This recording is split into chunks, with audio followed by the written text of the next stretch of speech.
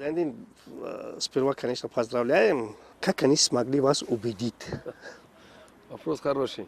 Вопрос, я тоже ждал этот вопрос. С Ригаром у меня было предложение еще до того, как у него уже была опасная такая ситуация, что они могут...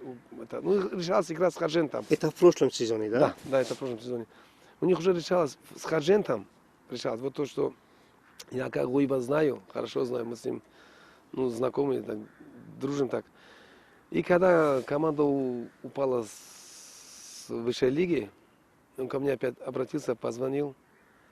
Понимаете? Ну я тоже как некоторые, я вот читаю иногда комментарии, да, то, что тренер детский. Нет, дело не в этом, дело не в детском тренере.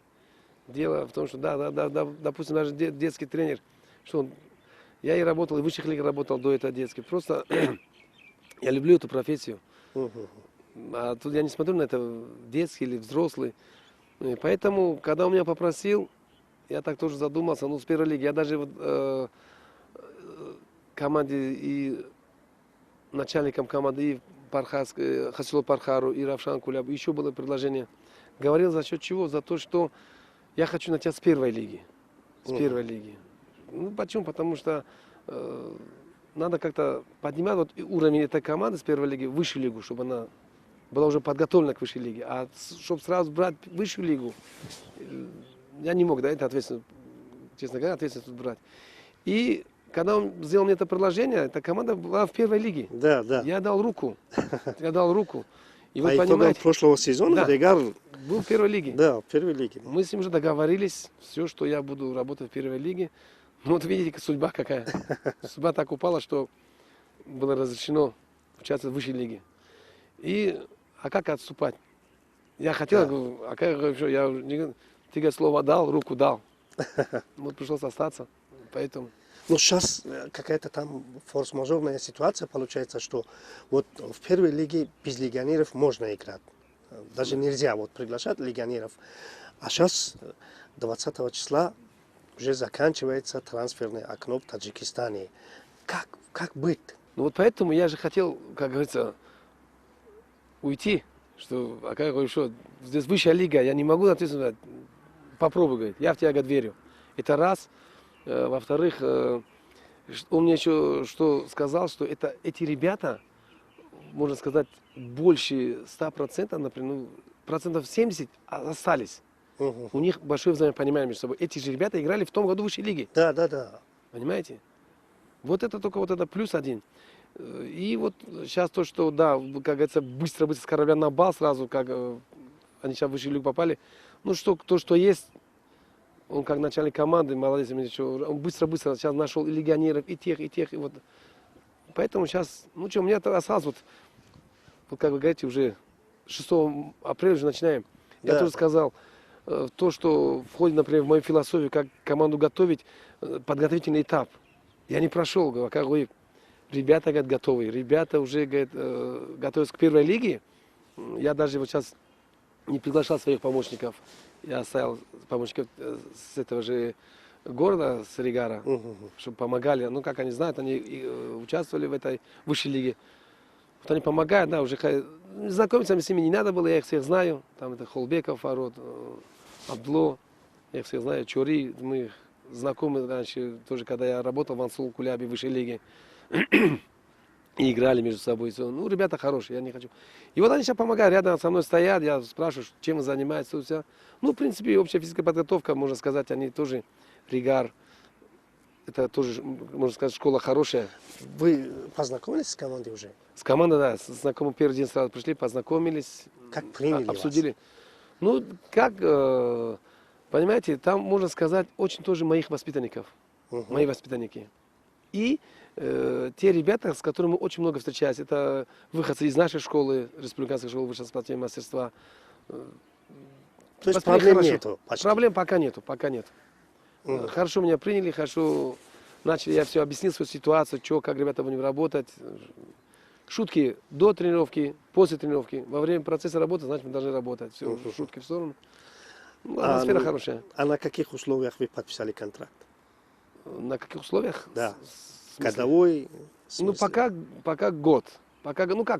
Он мне просто... Сезонный получается, да, у вас, вот понимаете, вот у нас вот говорят годовой контракт, получается у нас сезонный контракт, да, вот. Да, это сейчас это все новое, что-то я не могу понять. Вот это, знаете, вот это очень плохо. Вот годовой контракт, это очень плохо. Почему? Очень плохо, Это да. очень плохо. Ну вот давайте не будем далеко идти. Вот возьмем в этом году, почему у нас плохо выступил Равшан Куляб на АФК, почему у нас плохо выступил Истихлол. Почему? Потому что те ребята, которые были готовы, они покидают, уходят в другие клубы. Приходят тренерам, которые тренера опять готовить команду. А год, в футболе это год, это что? Это капля в море. Вы понимаете, это Команда невозможно. же строится. Конечно, это года нужны. Года. Год мало, 2 года даже мало. Минимум 3 года, максимум же 5 лет. И то, когда берешься за эту команду, ты должен сразу, как тренер, да, например. Да, я понимаю наших тренеров высшей лиги, тяжело им тяжело, понимаете. А почему они согласятся на это? Ну, а что делать? Что делать? Понимаете, имея лицензии, работать-то надо. Вот, например, да, он не согласится. Это где ему работать? У него лицензия А, там, проезд. А куда ему идти? Что ему делать? Жить-то надо.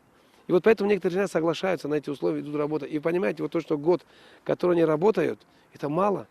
Год, он ничего не даст. Что он даст год? Ну, я еще раз повторюсь, вот возьмем Истихло, возьмем Равшан. Ну, посмотрите. Да, ну что-то пытаются построить. А вы понимаете, вот это построить, если было у него минимум, например, 2 года, уже что-то было бы. Ну вот, понимаете, Зандин, вот там в контракте пишется, если команда выполняет ту задачу, которая поставляется руководством перед тренером. Это А, потом Б, если нет, ну вот как быть? Например, Ригар какую задачу вам поставил? Мне Ригар сейчас, вот да, мы разговаривали, он мне задачу поставил быть в середине. В середине это что? Ну, например, 12 команд на 6 месте, 10 команд было на 5 месте, понимаете? Вот при таких условиях у вас будет мотивация? Я не понимаю, честно говоря. Что делать? Ну, знаете, я же говорю, я вот сразу ему сказал, а как вы? Я не могу. Он говорит, мужик, ты руку дал, ну, что делать? В данный момент я сейчас пока не знаком, как они играют, что они играют. Но вот когда уже было предложение в первую лигу, и вот так получилось, что высшая лига, понимаете, вот некоторые сейчас команды просматривают. Сейчас хорошо, что вот прошел турнир ФФТ, прошел, и вот сейчас играют товарищеские матчи. Я вот просматриваю, ну, делаю выводы вроде одинаковые. Понимаете, там, вот пока не знаю, Истихло, он сейчас на сборах в Турции были, и вот сейчас не знаю, пока товарищеские матчи нет, чтобы просмотреть, сопоставить свою команду, например, Ригар и Истихло, например. А так, ну, можно сказать, можно одинаково, бороться можно. Ну, понимаете, Зандин, вот наверняка вам придется вот свою тактику там внедрять. Ну, Это время нужно, да. Ну, постепенно, это по ходу игры. Постепенно. Ну, я что хочу сказать, я когда с ребятами сейчас общаюсь, на каждой тренировке, я им сразу говорю, вы же не дети, вы как профессионалы, понимаете? Да, Во-первых, любой профессиональный игрок, он должен сразу воспринимать, какая атмосфера, например, какую задачу ставит тренер. Ну, не ребенок, он должен быстро, да, я понимаю, это тяжело ребенку перестраиваться, а профессионал, мне кажется, он должен, да, вот чуть-чуть тяжело, как говорите, иностранцев, сейчас вот допустили 7 иностранцев. Да. Ну, хорошо, что, например, там, например, узбек есть, они по-русски язык понимают, тоже как я общаюсь, а там хочешь не хочешь общаться по-русски. Да, еще чем я рад, то, что вот сейчас и камерунцы есть, и газы, они по-таджикски так хорошо разговаривают, понимаете? Да, общение 50-50, 50 на 50, я с ними то по-русски, то по-таджикски понимаю. И вот то, что я сейчас ставлю, пока задачу, ну, чуть-чуть туговато, да, тяжело, но еще у меня до 6 апреля пока чуть-чуть время есть. Ну, то, что получится, сейчас будем работать. У вас какой стиль футбола? У меня комбинационный. Комбинационный? У меня футбол комбинационный. А Ригар готов? Вот. Ну да, тяжело перестроиться. Перестроиться очень тяжело, понимаете? То, что каждый тренер, вы понимаете, что вот у Ригара тоже были тренера, тоже быстро меняют. То Алиор был, Ашурмамадов, Да. Фузайлов был, Рахматулл Фузайлов был. У каждого тренера своя методика, своя там философия. Ну, у меня своя философия, понимаете? Ну, вроде понятие пока есть. Вот я говорю, я сейчас поставил перед собой задачу сыграть хотя бы 3 товарищеских матча. Первую игру мы сыграли с Равшан 0-0, там пока они играли на своих этих амбициях, на своей системой. Вот сейчас вторая у нас ЦСКА, потом мы еще планируем, еще 2 игры сейчас запланируем, там с кем сыграем. Ну, будем смотреть теперь, как они, как вы сейчас задали вопрос, подойдут ли они в мою философию или нет. Но я им сразу объяснил, ребята, мы как профессионалы, вы как профессионалы, вы должны сразу сейчас перестроиться. Но я еще раз говорю, ну, пока это видно, чуть-чуть видно, есть. А свой штаб вы еще... Ну, свой штаб пока нет. У меня, как говорится, высшей лиги, для высшей лиги, понимаете, сейчас команду сделали сразу высшей лиги, и уже все разобраны, все перехвачены. Те, которые я хотел брать, например, их сейчас уже нет. Вот даже, ну, не будем называть по фамилиям, Да, да, да. игроки уже, эти тренера уже работают в других клубах. Так что нет. Вы недавно были в Америке, расскажите, как там вообще? Ну как в Америке? В Америке, понимаете, как говорится, деньги есть там хорошо, где деньги там плохо. Понимаете? Да, как я не поехал работать именно. Вот просто так подошел, меня сразу там узнали, тоже просматривали чемпионат мира. Они, там в ту академию, в которую я пришел, там... То есть вас пригласили или вы не, сами не, поехали? я сам поехал, просто, как говорится, посмотреть Америку. Я отпуск взял, лето, дело нечего было, просто поехал, посмотрел. Там грузины, ребята, я Вот. пришел в эту школу. А дела нечего было вот поехать в Америку. Не, ну у меня сын там. У меня сын, честно Ага. говоря, у меня сын, я к сыну, меня сын пригласил. Я поехал сына навестить. 8 лет ему в Америке уже. И поэтому ничего там. Посмотрел, там грузинские тренера в академии. Они меня сразу узнали. Грузин, давайте вы приезжайте, вот давайте с вами контракт, то все. Ну я так спонтанно так разузнал все. Не понравилось? Мне не понравилось. Мне, честно говоря, не понравилось. Почему? Потому что своя рубашка ближе к телу. Своя родина, свои ребята, такое уже все, что сделано. И тем более сейчас, смотрите, вот благодаря мэру города, президенту Федерации футбола Таджикистана Русам Имали, посмотрите, какой уровень, что он делает сейчас с футболом. Да, да, да. Посмотрите, как поднимается, футбол поднимается. Все, поэтому это грех бросить эту родину, пойти там работать где-то. Поэтому- Все, поставим точку над «и» здесь и возвращаемся к Ригару, возвращаемся к таджикскому футболу. Вообще, как восприняли вот такое решение, что оставить Ригар и Вахш в высшей лиге? Такие команды, которые это развивающий футбол, можно сказать, ваш Куран-Тюбе. Это флагман Это вот, футбола. вот, да, это вот, например, ваш Куран-Тюбе и плюс Ригар. Две такие машины, можно сказать, в Таджикистане и упали в первую лигу.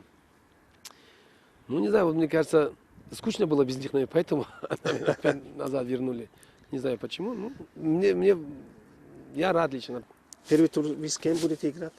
Принимаем ваш Куран-Тюбе. Ваш Принимаем, да. Вот Принимаем. Да, вот сейчас две принимаем. команды, которые оставили, Да, да? вот, и вот так сделали, или жеребьевка так упала, или так нас так подстроили, чтобы между собой сразу. Это, как говорится, не в обиду другим, типа как двух лидеров сразу начинают проверять, как они готовы или не готовы. Поэтому, А как команда готова вообще уже? ну, сказать на 100% нет, конечно. Почему? Потому что команда готовится к первой лиге. Да. Первой лиге, а тут высшей лиги. Еще вот то, что легионеров, которых мы сейчас позвали, пригласили, понимаете, я как сказал, это очень тяжело перестраиваться, понимаете, потому что один тянуть будет сюда, другой тянуть. Ну, вот мы тренера для чего? Чтобы это объединить. Тяжело, конечно, будет. Ну, посмотрим. А вы уже там посмотрели, кто ушел, кто пришел? Да, я посмотрел. Многие ушли? Покинули. Амракулов покинул клуб, Боронов покинул клуб. Там, Это ключевые игроки. да, ключевые игроки. Они покинули клуб. Там еще кто-то еще, еще какие-то были, я так сейчас не помню по фамилиям. Ну, хай. Не успели уже. Да, не ушли. Ну, нежелательно, чтобы они уходили. Почему? Потому что, ну, видите, ну, это, как говорится, это их не уже, ну, и не понравилось, видимо, не хотели играть в первой лиге. Не считали, не посчитали. А кто пришел вообще? Не, остались. А Пока кто никто не остались, пришел, да? только остались. 8 человек, которые костяк были, они остались. Вот сейчас надежда будет на них. И плюс легионеры, понимаете? А вот в таком форс-мажорной ситуации, может, вы обратитесь к Федерации футбола Таджикистана, чтобы вам давали какие-то льготы, чтобы вы смогли вот, пригласить легионеров, потому что вот такая форс-мажорная ситуация, это первый раз вообще. Вы не обратились, что Не, ну, трансферное окно немножко? ну вот чуть-чуть нам дали трансферное окно. Мы должны были где-то 11 уже давать заявку. Вот сейчас нам разрешили до 18-го. Ага. До 18 разрешили. Вот так вроде. Легионеров приглашают, только легионеров. Это есть уже. А судя по тем годам, которые я работал в высшей лиге, например, то было другое, сейчас совсем по-другому. Там в те года легионеров было очень мало. В основном играют таджикские футболисты. Да, да. А сейчас очень много легионеров. Еще плюс сейчас разрешили играть 7 легионеров. Это плохо или хорошо? Куда деваться нашим ребятам, таджикам, игрокам таджикам, куда им деваться? Уже сейчас, понимаете, это не детские соревнования. Здесь задача стоит у каждого тренера попасть в АФК. У каждого задача стоит, понимаете? Это же тоже престижно. И уже будут стараться больше выпускать легионеров, будут даже Ну, есть, да, вот перспективные ребята, хорошие таджики, но их мало. А сейчас еще вообще еще меньше будет.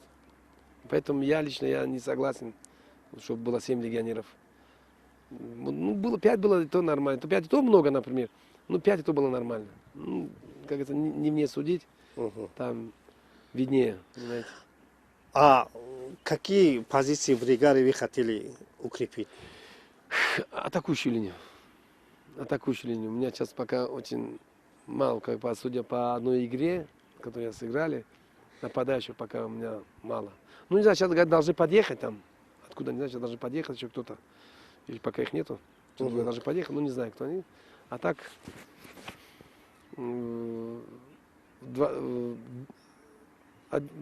3 нападающих всего. Ну, ребята хорошие, ребята стараются, есть. Ну, еще, как говорится, если клин клина вышибает, если вы легионер, нам тоже нападающие тоже нужны легионеры такие, чтобы бежали. А то, что были, которые, я говорю, сейчас высшую лигу вывели, как ребята вывели в высшую лигу, все же уже по клубам разошлись. Да. Уже тяжело пригласить кого-то. Уже у некоторых подписанный контракт, уже у некоторых, поэтому это, как говорится, надо опять ждать. Ну, этот год, например, ждать. Вообще-то, Зайнин, вот считаете вы это для себя новым вызовом? Ригар все-таки флагман нашего футбола, вообще многократный чемпион Таджикистана, и Африка взял. Это новый вызов для вас? Ну, как новый? Почему? Ну, как говорится, волков боятся в лес не ходить. Да. Понимаете? Поэтому я говорю, я не первый раз, например, в высшей лиге, я и тренировал в высшей лиге, и в сборной тренировал. Для меня это не тяжело, можно сказать. У меня как-никак вот 38-39 год стаж работы идет. Ну, еще раз повторюсь, я руку дал же. Я мог уйти, если я знал, я бы ушел бы, но он попросил меня, ты, говорит, руку дал, так будь добр, говорит, остаться. Поэтому уже деваться некуда.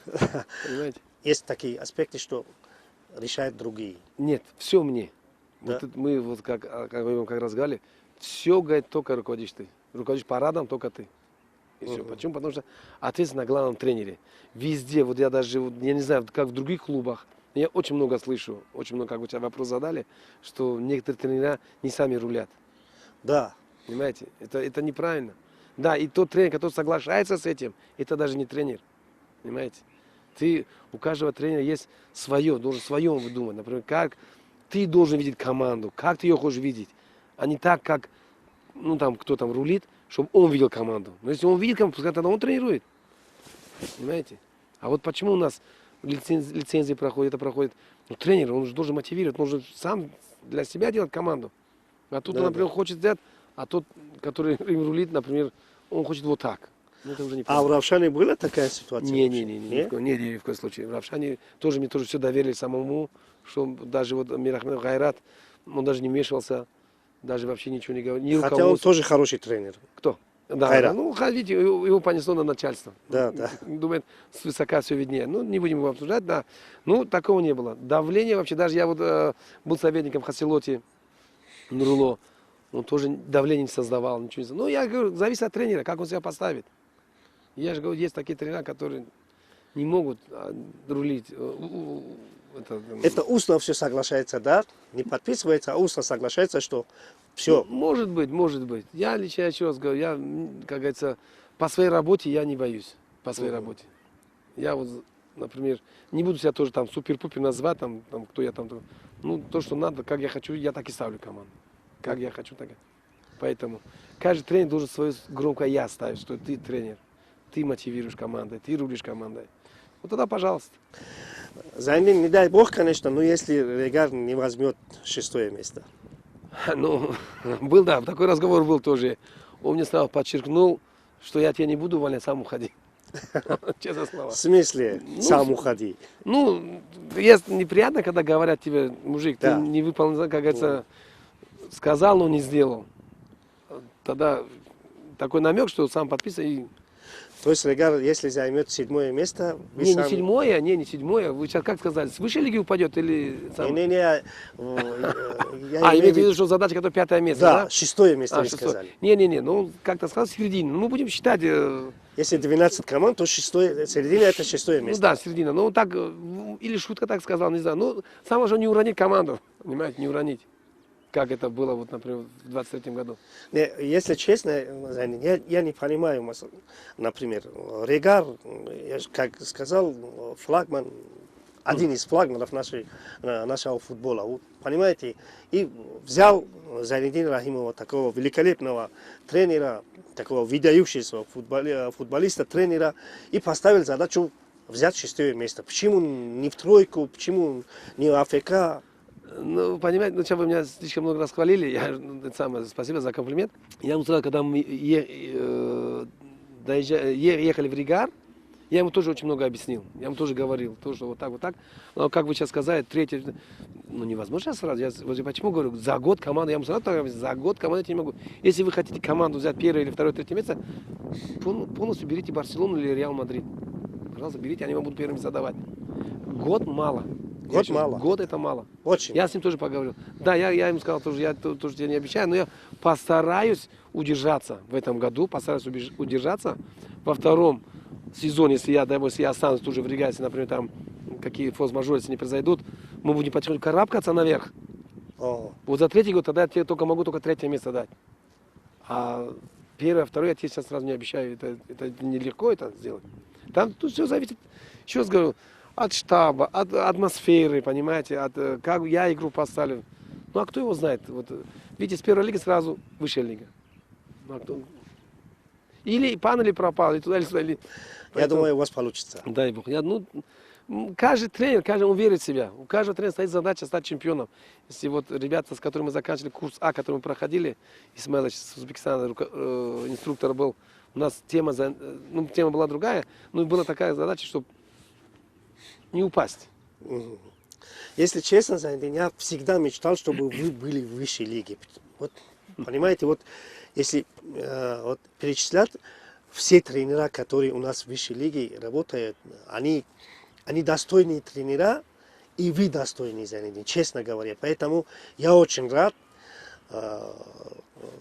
что вы вернулись в высшую лигу.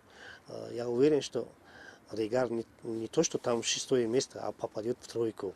Удачи вам. Спасибо большое. Як суҳбате доштем бо сармураббии тозатарини дастаи Регар Тарази шаҳри Турсунзода Зайниддин Раҳимов. Хайр.